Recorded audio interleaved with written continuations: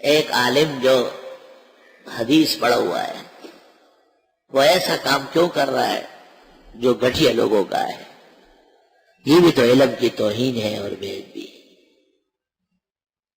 عوام دیکھ کر کے صدمہ اٹھاتے ہیں، لیکن یہ ذی علم آدمی اللہ نے اس کو جاہل بنایا ہے۔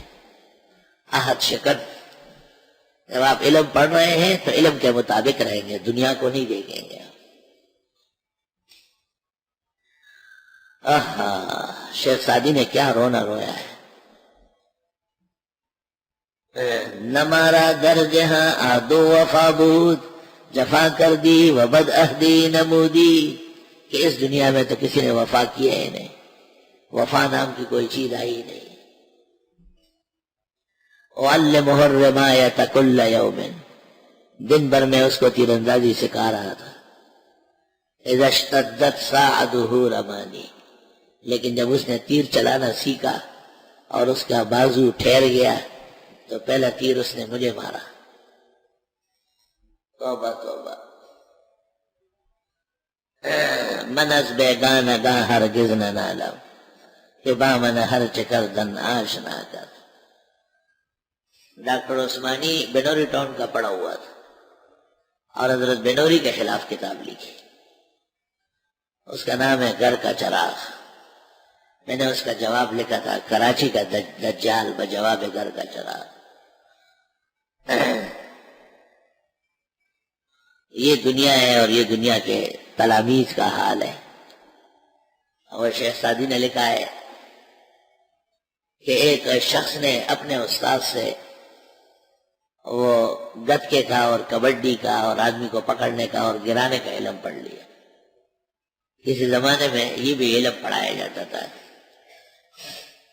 مفتی رشید احمد صاحب نے لکھا ہے کہ میں نے بھی گتکے اور ڈنڈے سوٹے چلانا سیکھا تھا۔ اپنی کتاب جو ان کی ہے سیرت ان کی، اس میں لکھا ہے۔ اور اللہ کی شان ہے کہ اس قسم کے لوگ عموماً پھر اور بیماریوں میں وہ کہیں آ جا نہیں سکتے تھے، بس ان کو یہ ایک عذر پیش آیا۔ تو وہ شاگرد جس نے استاد سے پینترے سیکھے تھے، کچھ مدت گزرنے کے بعد وہ اتنا سرکش ہو گیا کہ وہ کہتا تھا ٹھیک ہے ہم نے ان سے پڑھا ہے، استاد ہے، بس باقی میں علم میں ان سے کچھ کم نہیں ہوں۔ اگر استاذی کا ادب نہ ہوتا تو میں ان کو پچاڑ لیتا۔ بادشاہ زمانہ کو یہ بات پہنچی اور ان کو بہت بری لگی۔ انہوں نے استاذ کو بلایا اور ان کو کہا یہ شاگرد آپ کے بارے میں اس طرح کہتے ہیں، کم از کم آپ استاذ ہیں، آپ کو ایسا تو نہیں ہونا چاہیے۔ استاد نے کہا یہ کم اصل ہے، یہ اصلی خاندان کا نہیں ہے، بدذات ہے۔ سادیا شیرازیا پندے مدے بدذات را، بدذات چو آکل شود گردن زدن استاد را۔ اے شیخ سعدی بدذاتوں کو نہ پڑھایا کرو، وہ جب طاقت پکڑ لیتے ہیں تو پہلا وار استاذ پہ کرتے ہیں۔ تو بادشاہ نے کہا اس کا کیا علاج ہے؟ استاد نے کہا اگر موقع آیا تو ایسا پٹخ دوں گا کہ آئندہ اٹھے گا نہیں۔ تو وعدہ ہے؟ کہا بالکل۔ بادشاہ نے کہا میں آپ کو استاد مان لوں گا، اس سرکش کو تو پیٹو۔ استاد جی نے کہا اجازت ہے۔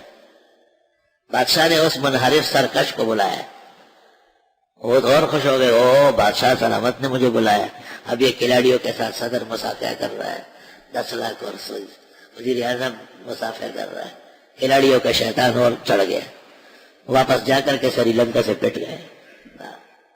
جتنی کوئی تھی ہوتی ہم کلو تھی۔ خیر آخر کار اکھاڑے میں مقابلہ طے ہو گیا، استاد جی بھی آ گئے اور وہ سرکش منحرف جس نے اقرا بنایا تھا وہ بھی آ گیا۔ اس زمانے کے نافرمانوں کی علامت ہے اقرے بناتے ہیں، یہ دنیا کے بدلے میں دین فروشوں کا کام ہے۔ وہاں بچوں کی نہ تعلیم مقصد ہے خالص فیس۔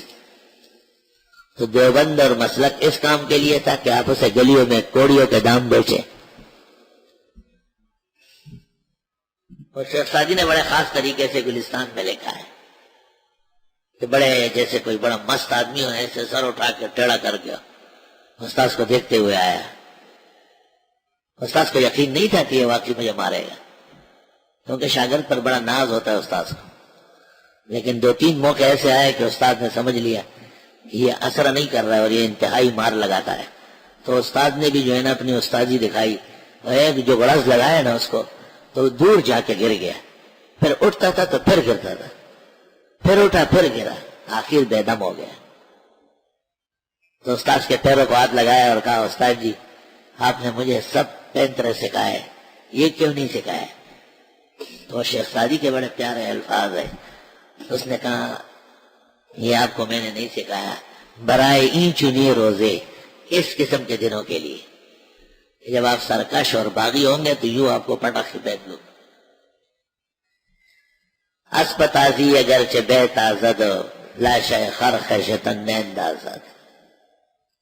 اور ہم نے نہیں پایا ان میں سے اکثر کو عہد و پیمان کا پابند، وَإِن وَجَدْنَا أَكْثَرَهُمْ لَفَاسِقِينَ، اور ہم نے پایا اکثر ان کو عہد شکن.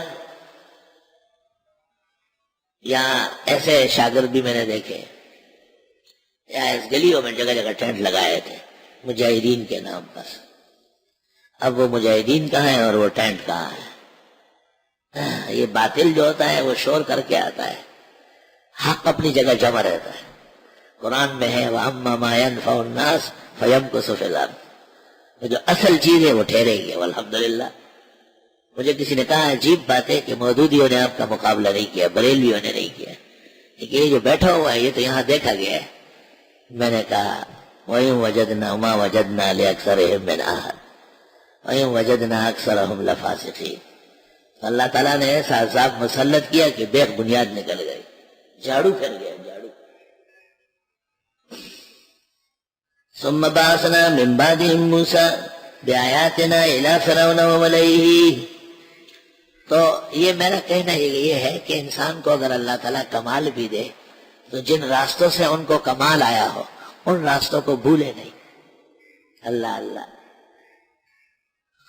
مولانا عطا اللہ شاہ بخاری کو طلباء کہتے تھے کہ دیوبند میں تقریر کرو، تو طالب علم کو ایسا دیکھ کہ اف تجھ جیسے طالب بھی دیوبند میں آیا تھا، یہاں تقریر ہو سکتی ہے. شیخ علم کی خبر ہے، مولانا محمد قاسم دفن ہے، اور اخیر میں تو پھر رونے لگتے تھے کہ مولانا انور شاہ صاحب کا مزار.